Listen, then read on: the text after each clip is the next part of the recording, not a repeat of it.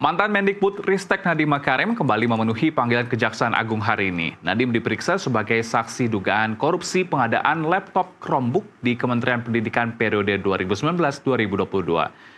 Dan selengkapnya akan disampaikan oleh rekan Elisa Sinaga langsung dari Kejaksaan Agung RI. Selamat siang Elisa, apa yang ingin didalami penyidik lewat pemanggilan Nadiem hari ini?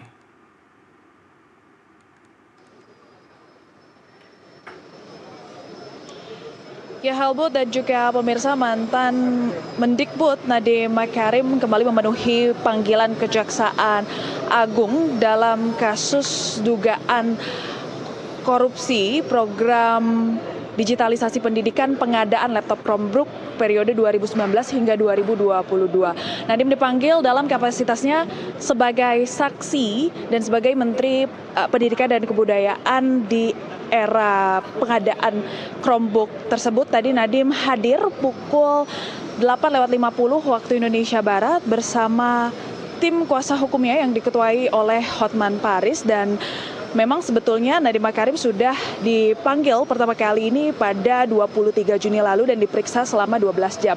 Kemudian Kejaksaan Agung memanggil kembali Nadiem Makarim pada 8 Juli 2025 lalu, tetapi memang Nadiem Makarim berhalangan hadir dan meminta untuk menjadwalkan ulang pemanggilan keduanya ini sehingga hari inilah 15 Juli 2025 menjadi hari kedua pemanggilan Nadiem Makarim yang kedua begitu.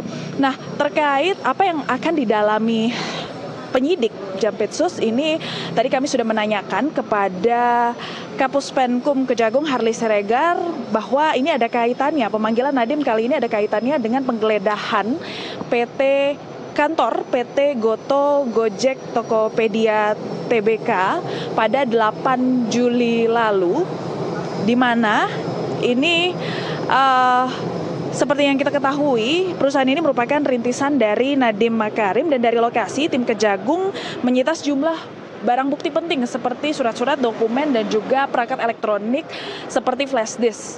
Dan juga pada 14 Juli ini penyidik memeriksa ex-CEO PT Goto Gojek Tokopedia Tbk Andre Sulistyo dan pemilik Goto Melisa Siska Juminto. Jadi memang kaitannya dengan perusahaan Goto ini dikarenakan penyidik menduga adanya investasi dari Google terhadap Goto, PT Goto ini terkait pengadaan Chromebook di era Nadiem Makarim ini. Jadi penyidik Jampitsus mempertanyakan adanya anggaran Chromebook sebesar 9,9 triliun rupiah ini larinya kemana saja dan dialokasikan kemana saja begitu ya. Karena ada investasi dari Google dan Goto, dan memang sebelumnya penyidik juga merasa ini ada penggelembungan dana dari dana pengadaan Chromebook ini. Selain Nadiem, Andre Sulistyo, dan Melisa Siska Juminto, ada 3 saksi lainnya yang dipanggil oleh Kejaksaan Agung, dan juga ada 2 yang sudah memenuhi pemanggilan, yakni adalah Fiona Handayani, ex-stafsus Nadiem, dan juga Ibrahim Arif, konsultan kementerian yang telah memenuhi 4 kali pemanggilan dari penyidik Kejaksaan Agung pada pertengahan Juni 2025 lalu.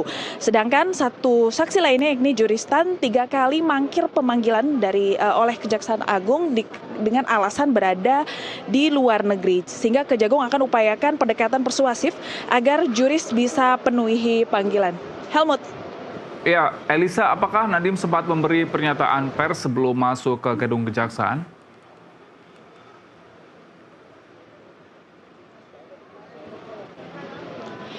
Ya, Helmut, tadi baik Nadiem Makarim maupun kuasa hukumnya tidak memberikan pernyataan, belum memberikan pernyataan lebih lanjut dan juga berkomentar lebih jelas terkait keterkaitan PT Goto Gojek Tokopedia terhadap kasus ini. Tapi pada pemeriksaan sebelumnya yang berlangsung 23 Juni 2025 lalu selama 12 jam, usai pemeriksaan ini Nadiem Makarim memastikan dirinya akan bertindak kooperatif selama proses hukum berjalan. Adapun hingga saat ini, Helmut dan juga pemirsa, belum ada tersangka yang ditetapkan dalam kasus dugaan korupsi pengadaan laptop Chromebook di Kemendikbud era Nadiem Makarim ini. Jadi pastinya nanti setelah pemeriksaan berlangsung kami akan menanyakan lebih lanjut terkait keterkaitan PT Goto Gojek Tokopedia Tbk dengan adanya pengadaan Chromebook dan apa saja yang diajukan, pertanyaan yang diajukan penyidik kepada Nadiem Makarim. Demikian Helmut. Baik, terima kasih Elisa Sinaga. Kami akan menantikan perkembangan terbaru dari Anda. Selamat bertugas kembali.